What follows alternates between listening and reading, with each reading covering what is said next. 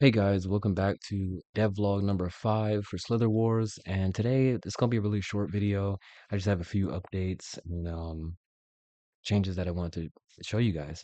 So I did change a bit of the code since last time, but it's really nothing too important and really interesting to talk about, honestly. Just some refactoring. I moved like most of the modules that were in the source into the core module, just because it kind of looked a little ugly to me. Um, and also, I realized that the snake structure should be the source of truth for like collisions and basically anything that both the bot and the player should share in logic should just belong to the snake, because that makes sense. And the player should only mutate things that the actual like human playing the game should interact with, right? Like, player data, like, but like as far as like the game physics, like that should be mutual for both of them. So, little refactoring stuff like that. I'll go ahead and show you guys the game a little bit while I talk, actually. I also added a leaderboard feature, which is probably the coolest thing that I've done so far. Um, not so far, but just like, in the latest improvement. Oops, I died. That's in let me increase the amount of orbs in the game as well. That'll make it a little more fun. One of the things I also did was add bot collision detection. So before the bots, search for food in the game, which was good, but now they also avoid other snakes. And this is really handy because they don't just die instantly from, being spawned in. Before they would just kind of like search for any available food on the map. So yeah, that's a good change I like. Now, one of the downsides to this perfect collision avoiding system is that, okay, I died again. That's embarrassing. I was trying to feature that the next feature. One of the downsides to them the avoiding collisions is that they literally can't be killed almost unless like, you know, you just move really fast in the right direction, or you grow so long that you just end up colliding with them on accident. So that's not a good game mechanic, but if you guys notice right there, oh my gosh. It's like it's like when you try to, how like if you're a developer, you know this experience. You do something, it works, and then you show someone else and you run into all these bugs you never seen before. Like this is so annoying. Sorry guys. Oh my embarrassing. I just want to show you guys, I just want to show them the demo video. Come on. All right, let me get back a little bigger.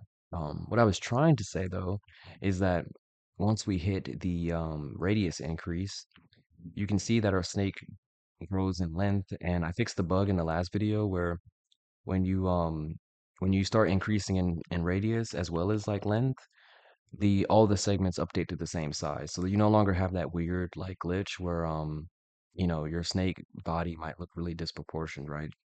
Also the camera also zooms out slowly the bigger you get, so you're allowed to see more of the map, kind of like realistic to the real game. Now, again, I'm a noob, like as far as like game development stuff, so clearly my physics knowledge is not that great, and also like, oh look at that, look at that, see that's what I was saying, right? I killed them because I grew so fast that it just smacked them in the face. So that's pretty cool. But I really like how the camera like slowly zooms out and allows you to see more of the map. That's just really cool to me. And yeah, I'm pretty much the only one left now, and I'm just alone in this empty void of dots. Um, Pretty depressing. That's enough of that, because there's clearly bugs, and I don't know that little blank thing. If you know, Bevy, maybe drop a comment. I'm not sure how to fix that bug, but yeah. Let's go and get into some code though, really quick. So, what should I show? I guess I can show the camera system really quick. It's nothing too crazy. Um, the camera code, right? Where is it? Where is it? Yeah, right here. Um, yeah, we basically just like do some, math. We check the player's radius, and then we kind of, we have some variables set. So the camera zoom and then the max zoom so that they don't, see too much of the map. The map is still way smaller than I would actually like want in a real match, like a real game, but you know, for now for testing. There's no point of having a giant map when I can't even see all the stuff, right? But this is pretty much the camera code. You know, most of this stuff is like the same. Like we're really just like checking points, X and Y, and then, you know, doing some simple math over it to check. That was a very bad explanation. It's just funny because like I'm such a noob at game development, but Bevy just makes it so easy.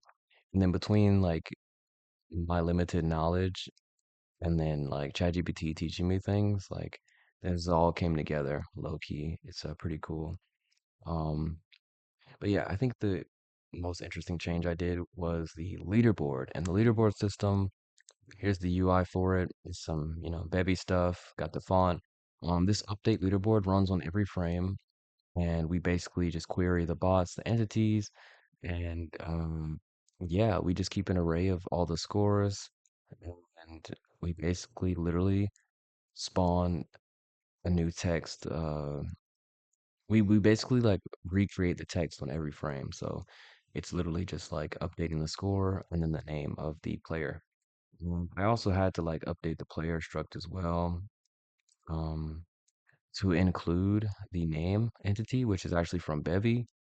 One of the things I still have to change is the segments sort of like moving at different speeds than the snake body.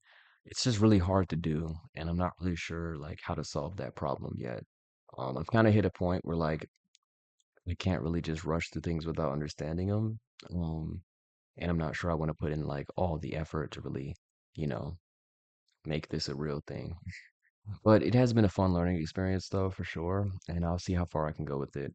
But yeah, like I said, most I'm gonna keep this video short. Most things were just quality of life updates pretty much. Refactoring some code, fixing a few bugs. There were a few more things. It's just honestly not that interesting to talk about. But this game is really simple. Like I said, Bevy's a really cool engine, and yeah, I'm happy with the progress I made so far. So thank you guys for watching. Go to end the video here and actually do some real work now. So I'll see you guys in the next vlog or video and subscribe. Peace.